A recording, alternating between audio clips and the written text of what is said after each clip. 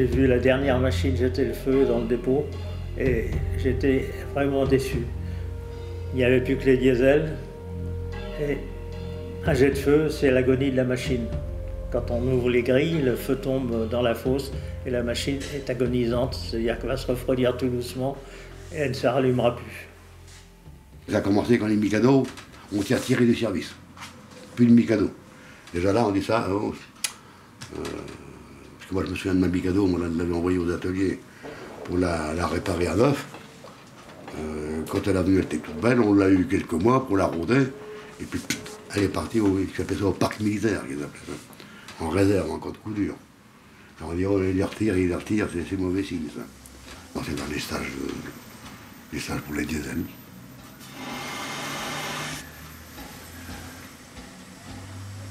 C'était la fin. La mort héroïque des Mikado.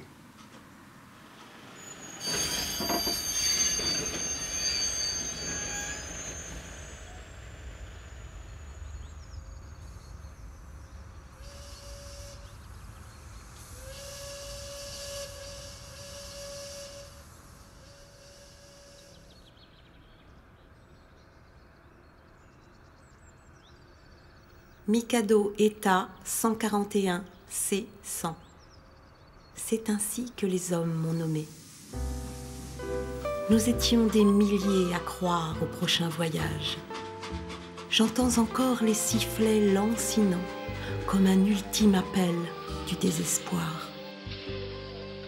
Abandonné près d'un hangar et d'une ville qui pourtant m'a longtemps accordé toute son attention, c'est ici que je devais mourir.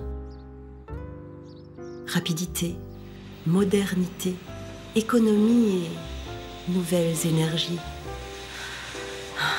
Nous n'entendions plus que ça.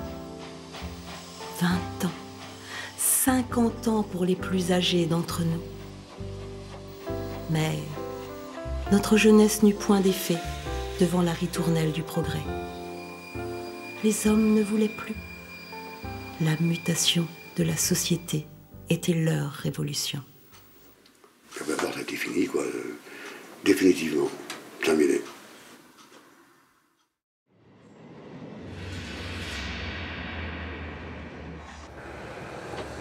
Pourtant, tout avait bien commencé. Le monde était en ébullition. Les hommes devaient se déplacer, transporter, évoluer. Nos pistons chantaient sous la pression et la houlette des hauts fourneaux, au rythme des cadences ouvrières.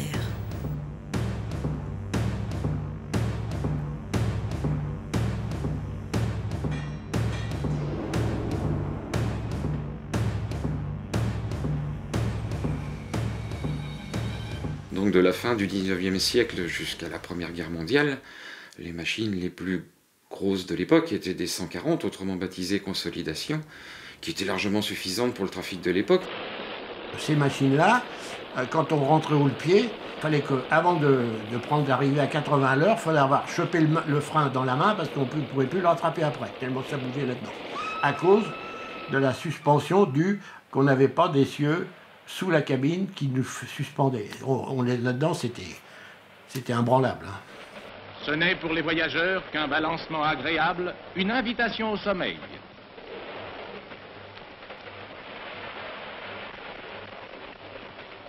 Ils peuvent dormir tranquilles. On veille sur leur sécurité.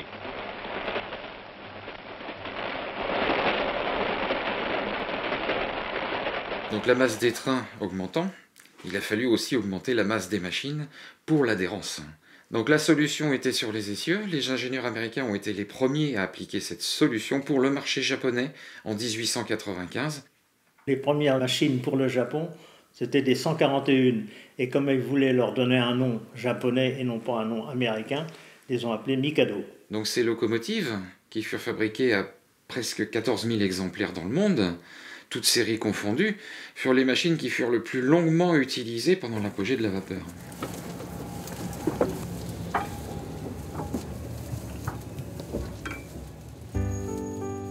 Désir d'ingénieur, désir de progrès, désir humain. C'est ainsi que les hommes le pensent. Et je me laisse aller vers ces songes qui ont pu, un jour, imaginer ce que nous devions être.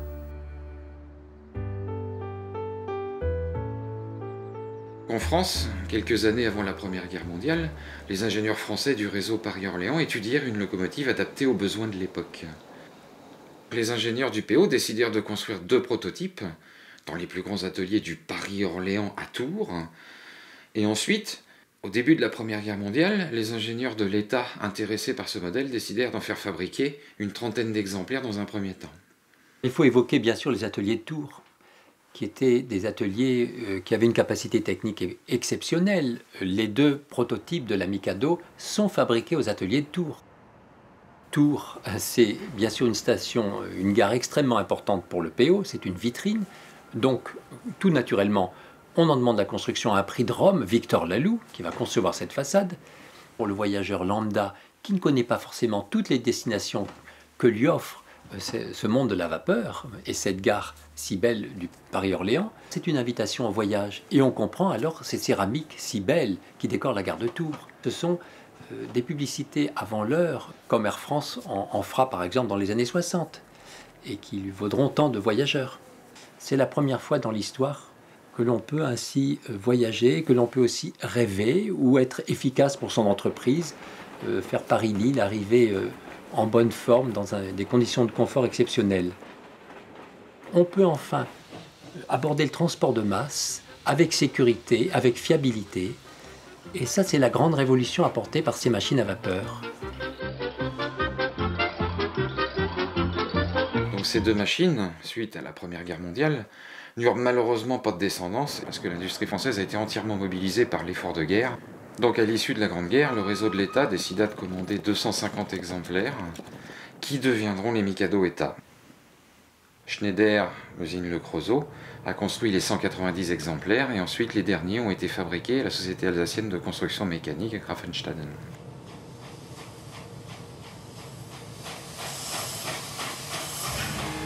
Je ressens encore la chaleur intense du fluide incandescent des premiers instants. Les battements du marteau-pilon qui marquaient la cadence aux 10 000 ouvriers du Creusot en couvrant le souffle vital des forges. Nous fûmes 250 à naître ainsi, dans le berceau de l'industrie métallurgique.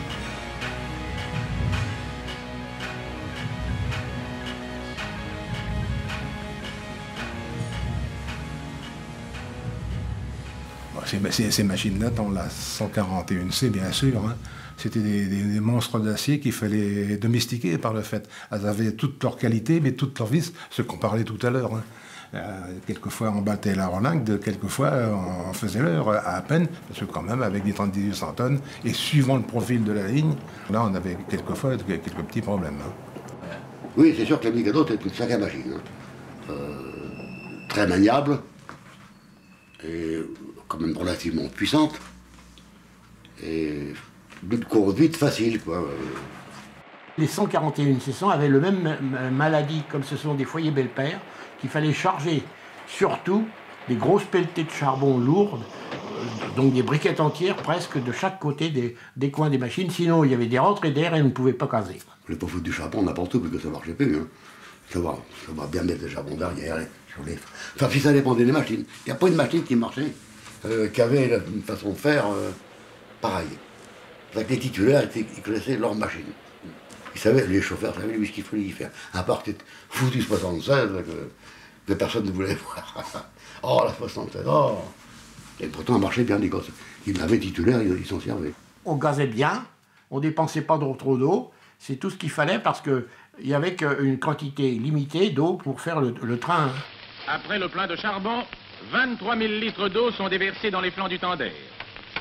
Il arrivait que des Mikado prennent la relève de machines d'express qui étaient tombées en panne ou qui n'étaient pas présentes. Et elles pouvaient faire des express sans problème. C'était vraiment des bonnes à tout faire. Costaud, on peut pas dire qu'elles étaient gourmandes, c'était pas des machines gourmandes, comme certaines d'autres machines. Oui, c'est une bête vivante. Hein. Le diesel, on a un dépôt, on appuie sur le bouton comme une voiture, c'est fini, on t'en fait parler de lui. La machine, elle avait toujours quelque chose. Elle avait toujours une fuite quelque part, ou le compresseur qui marchait, les surveillants de dépôt qui s'occupaient dans les dépôts d'entretenir les feux des machines. Ben, ces machines, elles étaient toujours en mouvement, elles vivaient. Rien ne me fut épargné. Combien de voyageurs, combien de marchandises ai-je menées à bon port? Des trains de marée au sable des carrières, des voyageurs d'affaires aux amants en goguette. Ma route fut tracée par le désir des hommes. De Caen au Mans, de Paris à La Rochelle, mes errances s'arrêtaient à l'ouest, aux portes de l'océan. Je n'eus pas cette chance de partir au-delà de l'horizon. Mais quelques-unes d'entre nous embarquèrent pour des aventures exotiques.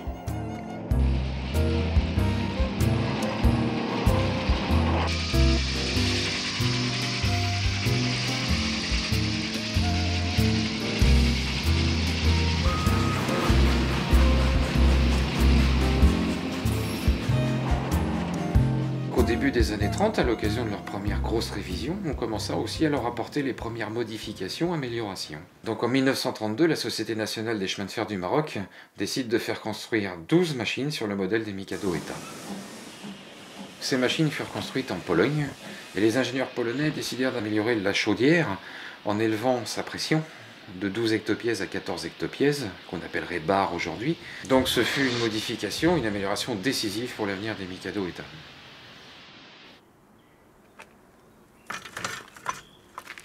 À un certain moment, mon mari avait été sollicité pour partir à l'étranger, à ce moment-là, ce qu'on disait, pour partir au Maroc ou dans certains pays où le chemin de fer commençait juste à sortir, quoi.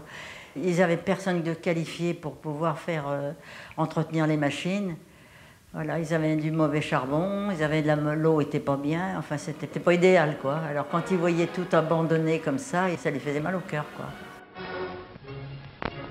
Ici, la route a précédé le rail. Le rail a dû lutter pour s'imposer. Mais si les chemins de fer en 23 ne couvrent que 235 km, ils avaient gagné en 1932 1131 km et s'étendent aujourd'hui sur 1808 km. La guerre, après avoir imposé aux chemins de fer une tâche énorme, les a laissés dans un grand état de fatigue. Mais les besoins d'un après-guerre épuisé sont impératifs et considérables. Et les cheminots marocains qui avaient gagné la bataille du transport pendant la guerre ont voulu gagner encore celle de la paix. Donc ces 1241A débarqueront dans le port d'Oran, en Algérie, pour circuler sur la ligne de Fès à Oujda. En raison des conditions d'exploitation qui étaient extrêmement difficiles et de la difficulté d'approvisionnement en charbon, ces Mikado marocaines ne vivront en fait qu'une vingtaine d'années. Les brumes et les pluies sont oubliées, les soucis ont été laissés loin derrière, la vie reprend joyeuse au rythme accéléré des roues sur le rail.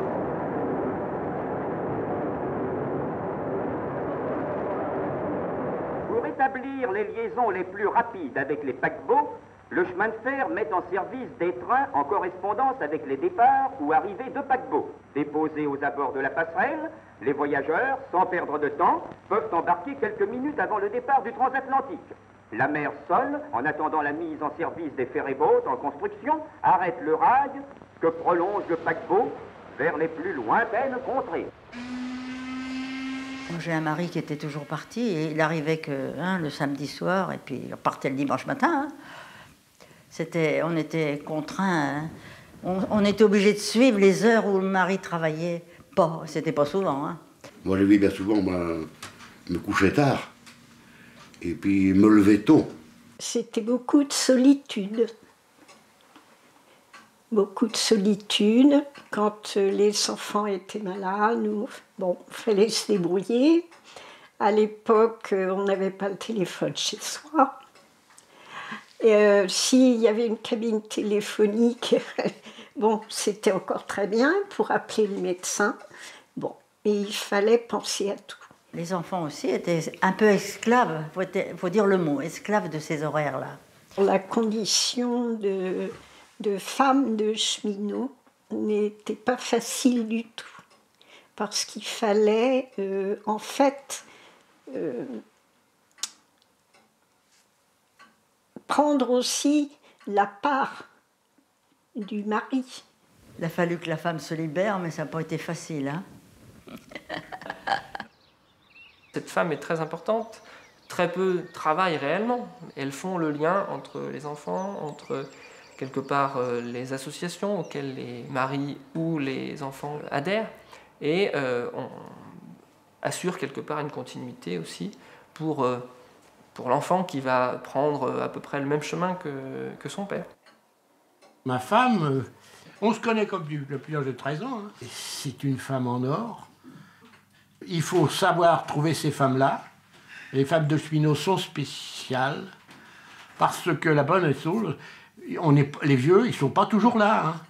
Et puis, comment je peux dire aussi, le matériel, la vie matérielle. Alors c'était les petits mots sur la table. Il me faut 2 gamelles pour demain. On avait 5 heures de boulot déjà, il fallait qu'on casse la croûte.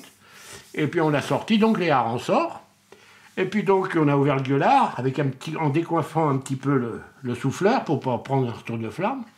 Et puis on a mis la pelle dans le foyer, directement planté dans le tas de charbon bien brûlant du talon. Et puis on a sorti ça, on a essuyé ça avec un chiffon le plus propre possible. Et on a fait chauffer nos harensorts. On a mangé ça et puis on a bu un coup de rouge. À cette heure-là, c'était valable. Mais par contre, les gens qui pensaient qu'ils venaient de boire leur café crème, ils ont reniflé le passage. C'était pas triste à les voir. Il y avait des inquiétudes aussi, les jours de brouillard. Parce que je me disais, est-ce qu'il ne va pas manquer un signal? Ça aurait été grave. Pouvait être grave. Oubliant vos soucis quotidiens, vous roulez mollement, tandis que défilent les paysages sur l'écran de la France. Quel plaisir de voyager ainsi en toute quiétude. Mais à cet instant, avez-vous songé que, tout le long de la route d'acier, des hommes sont échelonnés, veillant sur votre sécurité et votre confort, et que, à l'arrivée, vous n'aurez même pas soupçonné leur existence?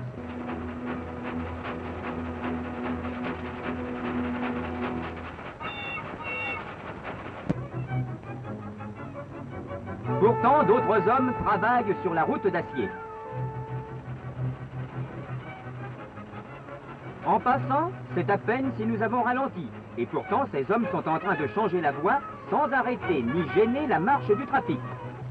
Dans ce poste d'aiguillage, d'autres hommes veillent à votre sécurité. Ce sont les aiguilleurs. Ceux-là ont pour mission de diriger le train sur la bonne voie. Il y avait une certaine solidarité entre cheminots.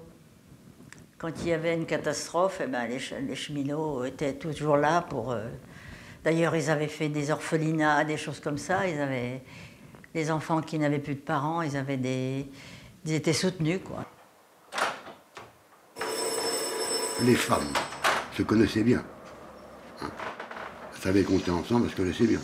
Il y avait une confiance, puis en plus une confiance mutuelle. C'était vraiment de la camaraderie, ça.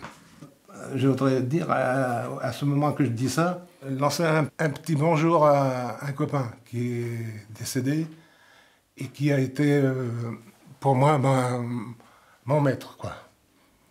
Il s'appelait Roger. Tel le capitaine d'un navire et son carnet de bord, mon équipage entretenait son cahier de route. Impossible d'y échapper. Une visite dans les ateliers s'imposait quand mon compteur annonçait un certain kilométrage. Nous y allions en toute confiance, même si nos mécaniciens nous laissaient non sans inquiétude.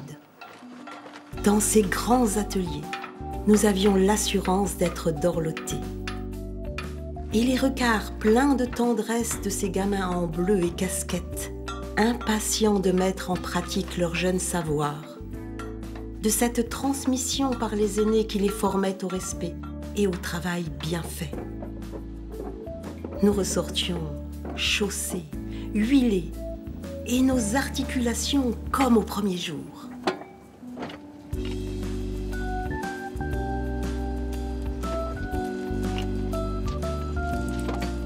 Mikado qui était très utilisé sur Saint-Pierre-des-Corps, dans tout l'Ouest, finalement se retrouvent pratiquement toutes cantonnées entre 1965 et 1968 sur Thouars, hein, pour celles qui restent dans le réseau de l'Ouest. Évidemment, on a des liens qui perdurent avec Saint-Pierre-des-Corps. Thouars, vraiment, est quelque part un nœud ferroviaire, c'est souvent le terme thouarsais, mais on pourrait dire une étoile, hein, c'est quand même beaucoup plus joli. Entre ce passage de Tours-les-Sables-d'Olonne et ce passage de Paris-Bordeaux, qui a fait toute l'histoire de la ville au XXe siècle. Hein.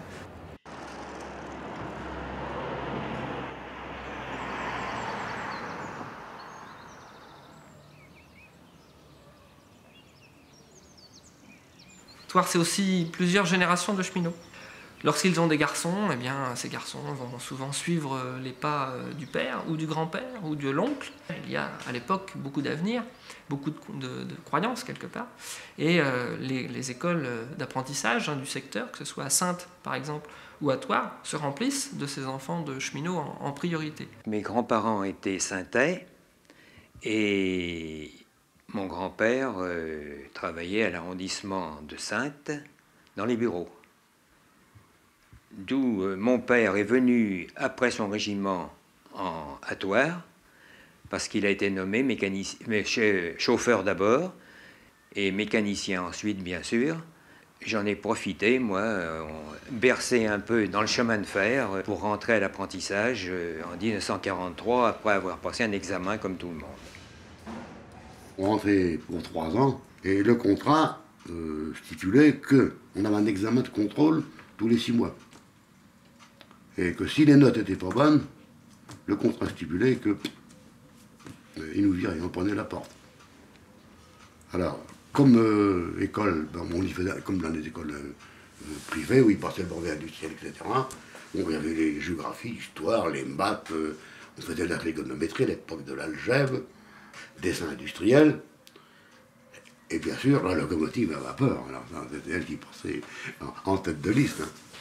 Toute pénétrée de la permanence de son rôle économique, la SNCF poursuit à Hermont, en Seine-et-Oise, la formation de ses apprentis. Des ateliers modèles initient ces jeunes garçons au secret de la mécanique. Un cheminot est avant tout un homme qui sait être exact et précis, l'homme qui sait discipliner la matière et la conformer aux nécessités de son métier. Il y avait beaucoup de boulot à faire le soir, hein, parce que chaque prof donnait... Alors, il y avait la technologie, on appelait ça à l'époque technologie générale, je vais voir avec cahier encore, là.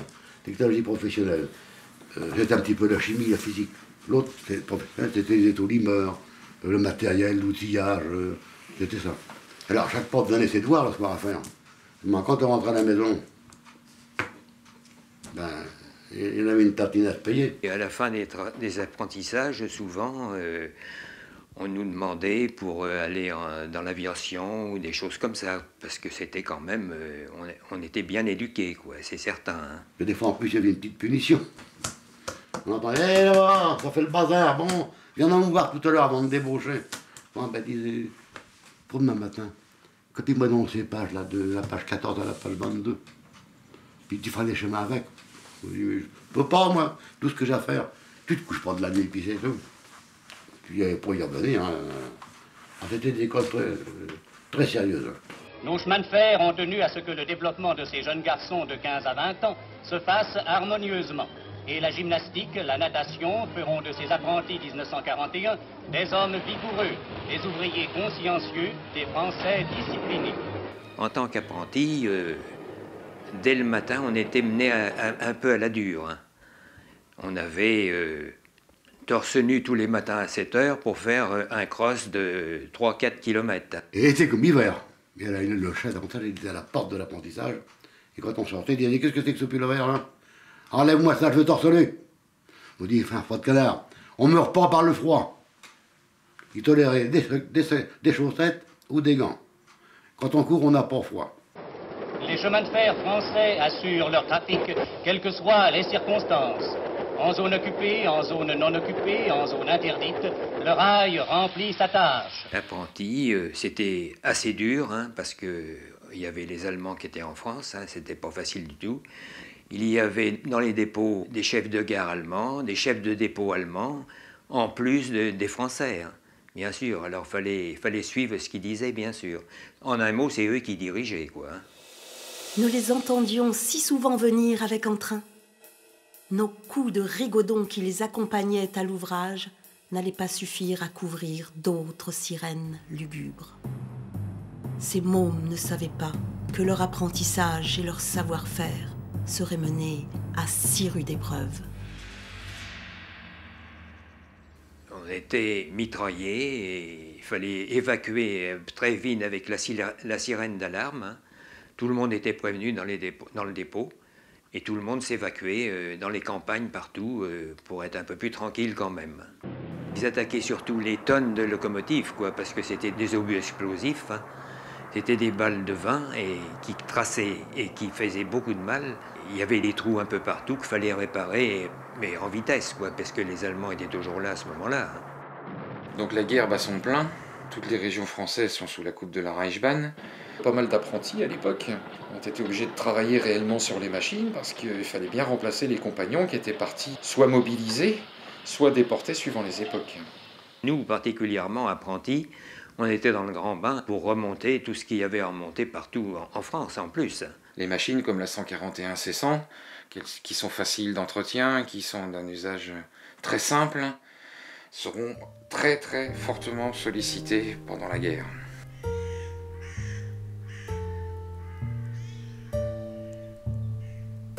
Mixte et bonne à tout faire, disait-on à notre égard. Triste besogne qu'il nous fallut accomplir. Ce claquement des portes de wagons, se refermant derrière les tziganes en partance pour le camp de Montreuil-Bellay, résonne comme un glas dans le champ des mémoires.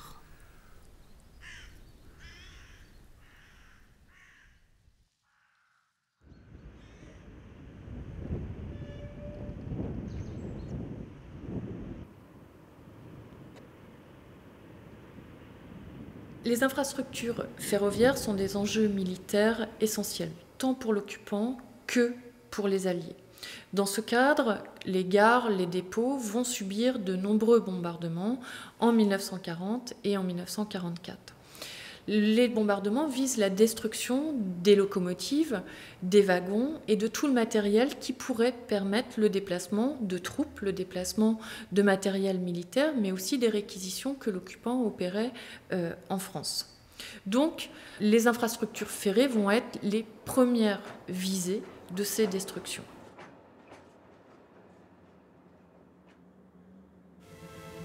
La plupart des grandes gares de triage ont été littéralement retournés. Et des wagons qui s'y trouvaient ont été arrachés, soufflés, démolis, calcinés. La plupart constituaient des nœuds de voies ferrées importants.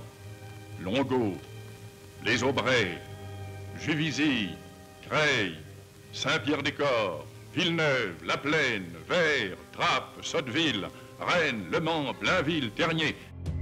Bielles éparpillées, corps sans vie, écrasés, démantelés, nos rails disloqués. Nous étions moribondes. Dans ce désordre de l'humanité, je fus touchée par la mitraille venue du ciel.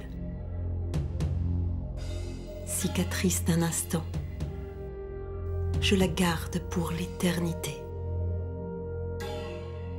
Donc nous savons que cette machine aussi a été mitraillée parce qu'il y a des traces évidentes sur le châssis de la machine et sur le tender d'ailleurs. Et là par exemple on peut apprendre aussi que des réparations ont été un petit peu difficiles dans la mesure où les mesures des distributeurs n'ont pas pu être récupérées suite à un bombardement le 6 avril 1943 Gervais. Lorsqu'en 1940, les Allemands mirent la main sur les chemins de fer, les cheminots furent les premiers Français à dire non. Alors, sans raison apparente, des signaux se bloquèrent à l'arrêt. Alors, sans raison apparente, des locomotives devinrent inutilisables. Alors, sans raison apparente, des wagons manquèrent où on les attendait. Et le pacifique drapeau rouge des chemins de fer reprit tout d'un coup son sens d'emblème de la révolte. C'est ainsi que le peuple des cheminots commença sa bataille. Il y eut vraiment des gens bizarres dans les trains et dans les gares. Dans leur lugubre univers de quais et de voies, ils faisaient la guerre de leur métier, la guerre des machines mortes et des wagons absents. Et s'ils illustrèrent cette bataille, ce fut simplement avec 2418 noms de morts. Les cheminots seront la profession la plus sollicitée dans toutes les professions qui participeront aux actions de résistance. Il est très difficile pour un cheminot d'envisager la destruction du matériel qu'il a entre les mains. Mais pour les cheminots résistants, c'est également une action indispensable pour mener la lutte contre l'occupant. La mémoire de mes consoeurs tombées sous la mitraille et de la furie des hommes restera douloureuse. Des survivantes, nombreuses sont celles qui en ont gardé les stigmates.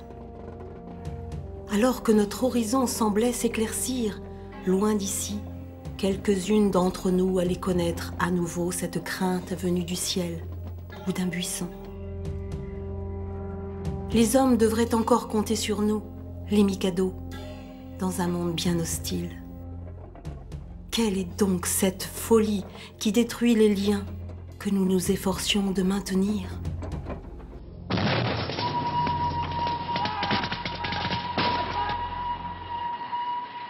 Pour protéger nos voies de communication, le train blindé La Rafale va sillonner le Vietnam.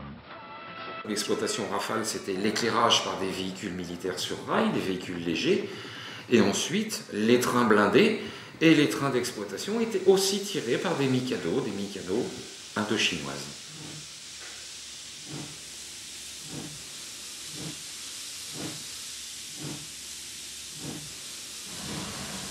L'heure est bien arrivée.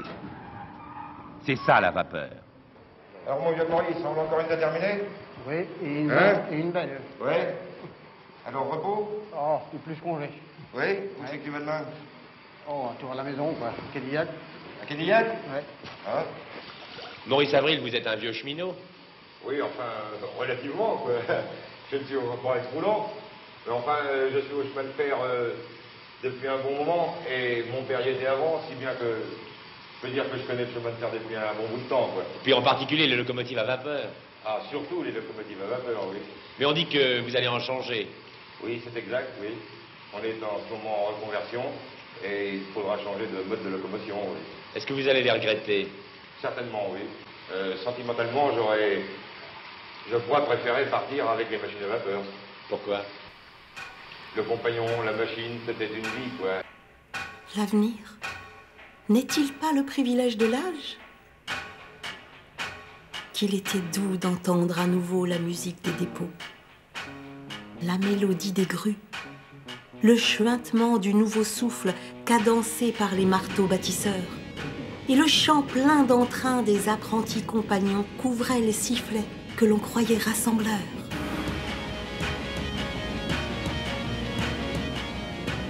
Donc pour pallier aux dégâts de la guerre, c'est-à-dire bombardement ou sabotage, on a prélevé des pièces très rapidement sur les machines qui étaient peut-être plus gravement avariées pour dépanner les autres au plus vite, et on appelait ça la cannibalisation. Cet essieu, avec les deux roues, c'est celui de la 141C 80. Elle a été remplacée par rapport à un essieu d'origine. Quand j'ai commencé à rouler à 18 ans, alors là c'était déjà encore la pleine période de la vapeur. J'ai été pendant 2-3 ans à rouler comme chauffeur, avec ma machine titulaire, là, je me rappelle, c'était la 141C 230, je crois, une bonne bécane d'ailleurs. Et puis après, bon, j'étais nommé mécanicien. Et puis, après les airs sont arrivés. Alors, les airs, c'était quand même un succès, parce que c'était moderne, on travaillait assis, etc. Mais c'était pas la Mikado. Et puis, il y avait un gros inconvénient, c'est qu'on n'avait plus l'équipe. On changeait de verre à tout bout de champ, on changeait de compagnon tous les jours. Alors, quand on arrive au dépôt, là, on la colle là, capère ou capère pas. C'était pas la Mikado, elle n'était pas bichonnée, elle n'était pas bisoutée à l'arrivée comme on faisait. Hein. Ah ouais, ça a tout changé. Après, c'est le diesel qui est arrivé. Alors là, j'étais le pilover propre, petite test propre. Allez, il en a pas beau. À la douche. Moi, je vais aller casser la côte. Alors tu peux te foutre de nous, là. Tu sais pourtant bien ce que c'est que la vapeur. Tu y as aidé. Mais t'en fais pas. Bientôt on sera comme toi. Des mondains d'attraction. Mais j'espère bien. Et on voit l'activité vapeur diminuer progressivement, surtout à partir de 1965, où là, les premières 63 000 pour faire les manœuvres, pour faire les petits trains de marchandises, pas très lourds, arrivent. 66 000 arrivent à leur tour. Alors là, c'est le début vraiment de la fin, puisqu'on commence à diminuer le nombre de levages de locomotives sous la rotonde. Et on voit quelque part le sacrilège pour les cheminots locaux, c'est-à-dire des unités multiples, une motrice diesel avec une vapeur qui peut être une Mikado, qui finissent leur vie à Thouars, donc les 140 C. Et progressivement, à partir de 1967, ces Mikado sont au tas. Et on voit toute une série de photographes missionnés par la SNCF venir à Thouars, prendre des clichés, des métiers qui vont disparaître avec la vapeur sur Thouars. Ça faisait mal au cœur quand même, hein, parce qu'on aimait beaucoup nos locomotives. Hein. C'était taillé au chalumeau avec des grands becs, là, et je peux vous dire que ça coupait. Hein. Ça coupait de tous les côtés, et il fallait les finir complètement. Hein. On évitait à regarder, d'autant plus qu'on avait beaucoup d'outillage de tous les côtés. Il a fallu passer ça à la ferraille aussi. Hein. Pour eux, ça a été quelque chose de dur. Hein. Voilà. Et je ne sais même pas s'ils en parlaient beaucoup, justement, parce que c'était dur. Je ne sais pas s'ils en parlaient beaucoup. Chaque jour, le chant du cygne entendu par-dessus les hangars me rappelait à mon sort annoncé. Le silence des dépôts qui en suivaient devenait obsédant, comme l'attente d'une condamnée. Plus rien. Plus d'appel au ralliement autour de moi. Je n'entendais plus à l'aube les premières respirations accompagnées des exclamations des mécaniciens s'assurant de notre état. Je ne voyais plus passer la burette d'onguents dorés pour mes bielles qui m'assurait une journée sans douleur.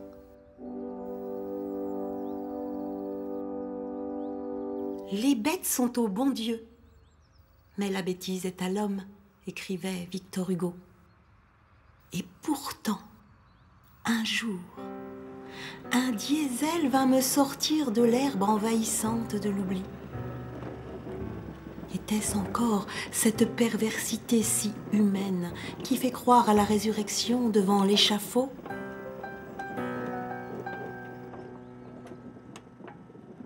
Dès que la locomotive est arrivée à Richelieu, dans l'intersaison 82-83, on s'est préoccupé donc de déshabiller toute l'enveloppe de la chaudière pour la présenter au service des mines et préparer son retimbrage de manière à ce qu'elle soit autorisée de nouveau à être mise en pression. Au remontage, on en a profité, une fois retimbrée, de mettre en peinture la locomotive et le tender.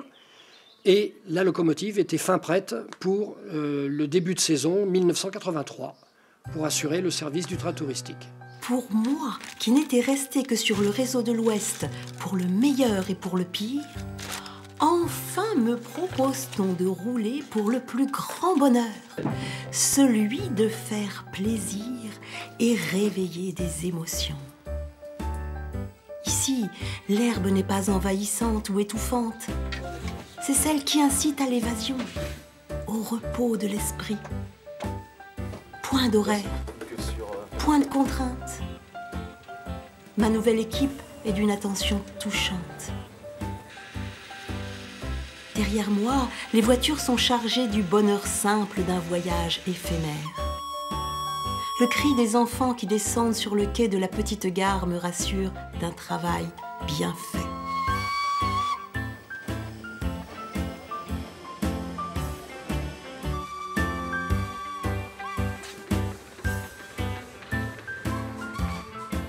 Donc à partir de 1984, nous avons pu en particulier fêter le centenaire de la construction de la ligne de Richelieu en faisant un premier train, le 6 mai 1984, un tour Richelieu, avec 750 voyageurs à bord, des trains au départ de la gare Paris-Saint-Lazare, de faire des Paris-Dieppe, Paris-Deauville, avec des voitures Pullman.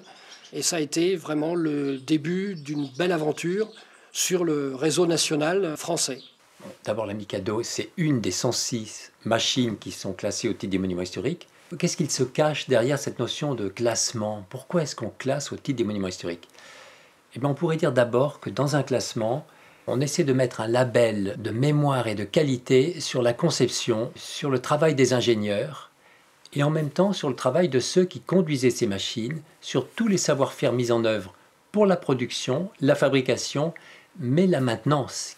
En même temps que les locomotives disparaissaient et partaient à la ferraille, malheureusement, le matériel qui permettait de les entretenir disparaissait aussi.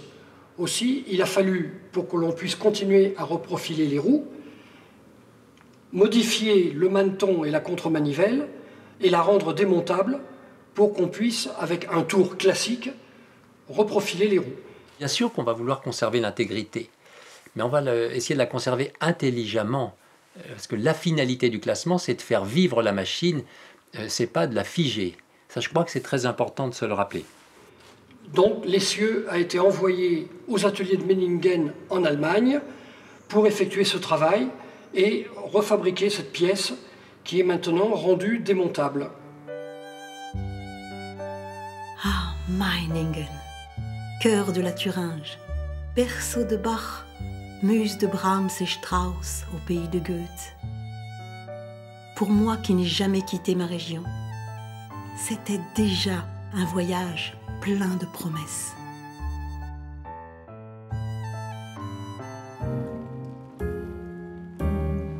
En chacun de nous existe un autre être que nous ne connaissons pas. Il nous parle à travers le rêve et nous fait savoir qu'il nous voit bien différents de ce que nous croyons être, disait Carl Gustav Jung. J'aime cette platonique passion pour nos corps quand elle doit servir l'esprit.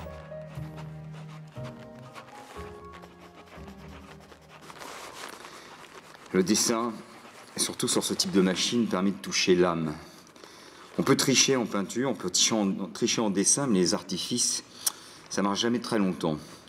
Alors je sais que quand quelquefois je parle de mon art, qui est d'être, et j'en suis fier, peintre ferroviaire, cela peut paraître pittoresque à beaucoup de gens, mais c'est quelque chose de reconnu.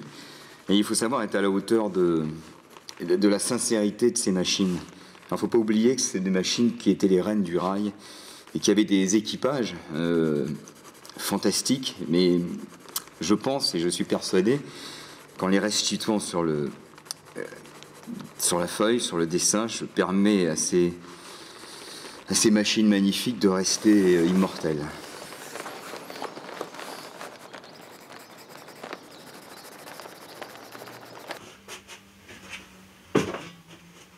J'ai pu reprendre, à la fin de ma carrière, peu de temps avant d'être en retraite, j'ai donc fait une première petite machine qui n'était pas charbon. Mais par contre, là, ce qui m'intéresse dans le modélisme vapeur pure, c'est de construire une machine qui correspond à un type. Et moi, ce qui m'intéresse, c'est de construire, de la mettre au point, elle marche, et après c'est fini. Et c'est ça qui est intéressant.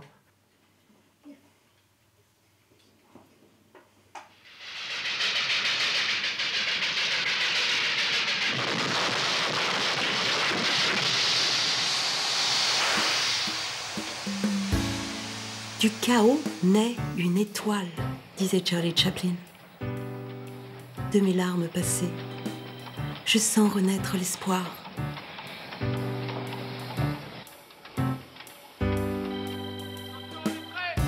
Quelques-unes d'entre nous jouèrent bien des rôles pour le 7e art. Dans Destinée sentimentale d'Olivier Assayas, j'étais entourée de mon équipe au complet, attentive à mon sort. Ce jour-là, il me fallut être à la hauteur de ma tâche.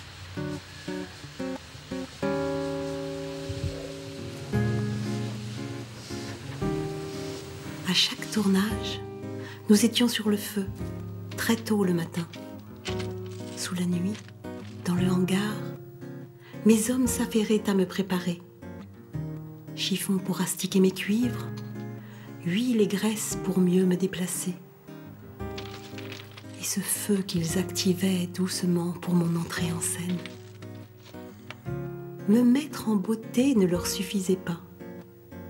Je devais être parfaite, la reine du jour. L'équipe du tournage dormait à ses heures. C'était ce moment intime que j'affectionnais. Comme la mariée avant la cérémonie. Cet instant de partage avec mon équipage que je retrouvais avant le labeur. Mais là, c'était différent. Je les entends encore lors des pauses, autour du verre réconfortant, à côté de la fosse. Pas de train de cailloux ou de voitures pleines de gens pressés qui m'attendaient dehors le long du quai.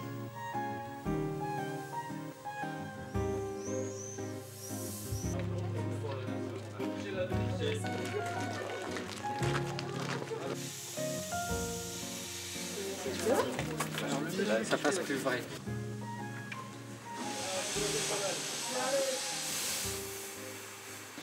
De l'inspecteur d'Arsan et de vous.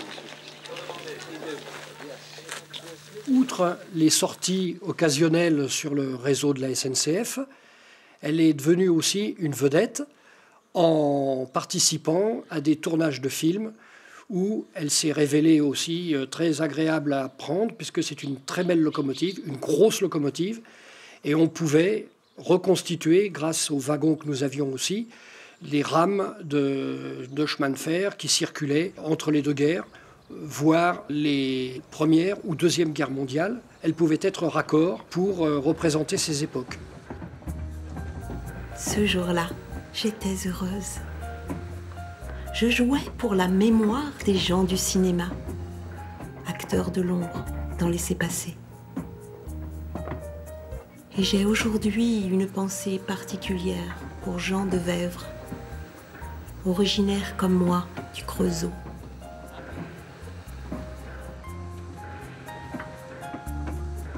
Nous avons arrêté l'exploitation de la 141 C100 et maintenant une nouvelle ère se profile à l'horizon. Donc nous préparons son départ en Allemagne pour grosse révision. Alors pourquoi l'Allemagne? Parce qu'aujourd'hui en France, malheureusement, il n'y a plus d'atelier qui soit capable de faire les travaux de l'ampleur que l'on demande et surtout que ce soit qu'un seul atelier qui traite la totalité du chantier.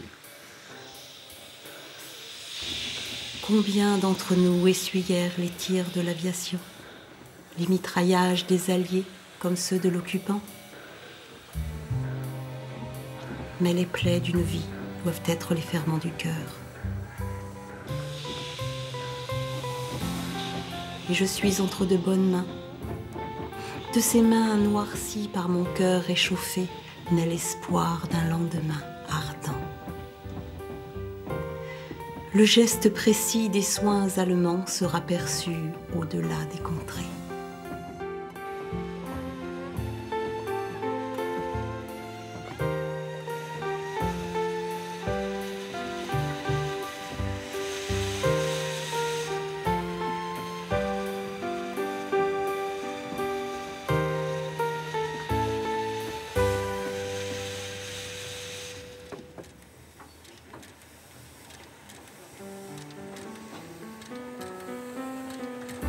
Ils furent nombreux, ceux dont leurs vies furent associées à notre existence, de France ou d'ailleurs, par les voies que nous empruntions. Combien de kilomètres ou de miles ont servi au rapprochement entre les hommes? Chaque jour, je veux en témoigner. Nous étions mus par cette passion dévorante. De cette passion qui, devant l'inexorable destin semblant nous poursuivre, nous permit de surmonter les aléas de la vie.